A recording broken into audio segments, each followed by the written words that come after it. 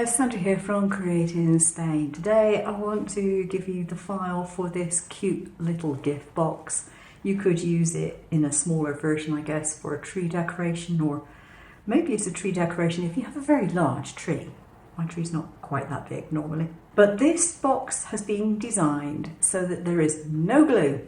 It's a tab box. Not only can you open it up, you can make them in advance, you can open them then and put various gifts in, but there's no risk of you getting messy glue everywhere because there isn't any. Now there are a few little tips that I've got for you for making this. The file is pretty self-explanatory. I made this file with shortcuts a lot. There is a tab going into a slot on the side here, and what you do when you put it together, you fold back the wings. There are some score lines on the tab itself, so the tab goes out like so, but the score lines are like that. So you fold in the wings, then you put it through the slot, and then you reach inside and you open out the wings. Now because I have done that, it's actually quite difficult to undo it, but it does make a nice secure closure. So yeah, that's what it's supposed to do. Now when I designed it, I did not do anything other than put a slit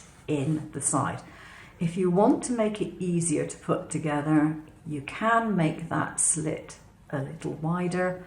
Just put an offset, very tiny, tiny, tiny little offset on it. But I wanted to make it so that it was a tight seam on the side. I have used my Siser Juliet to do the drawing on here. So this design, this pattern for the roof and the windows and everything is all included in the file.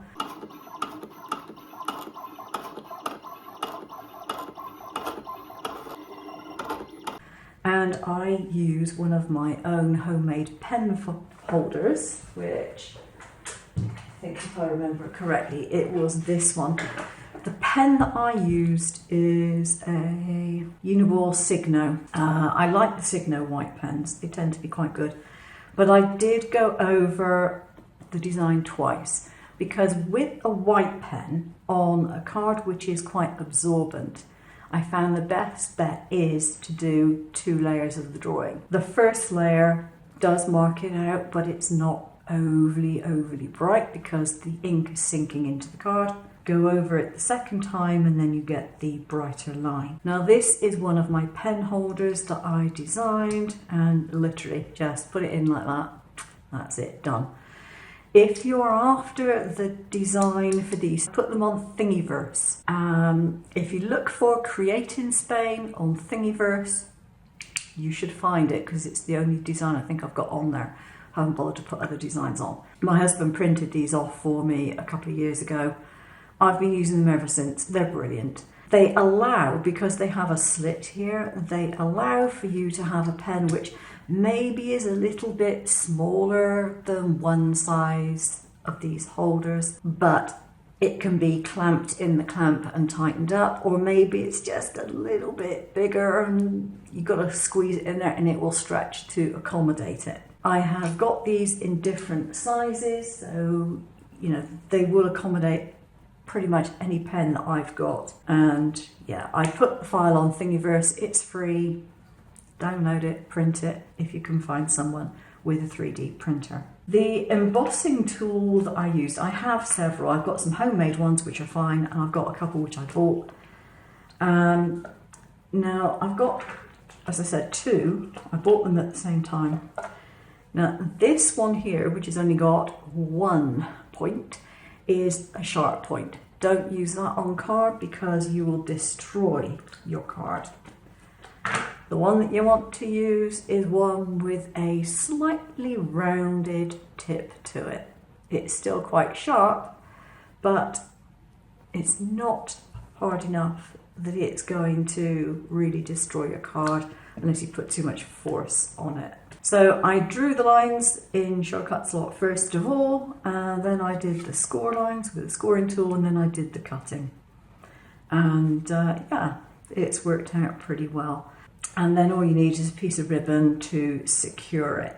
Now when you're doing your folding, make sure that you do fold these lines properly, because otherwise it just won't go together as well. And when you put it together, you just want to put it together with the side seam first, get that done, get it as you want it, and then you can put the base together. So the two side pieces go in, then the tabbed piece goes in, and then the tab goes into the base to close it up completely.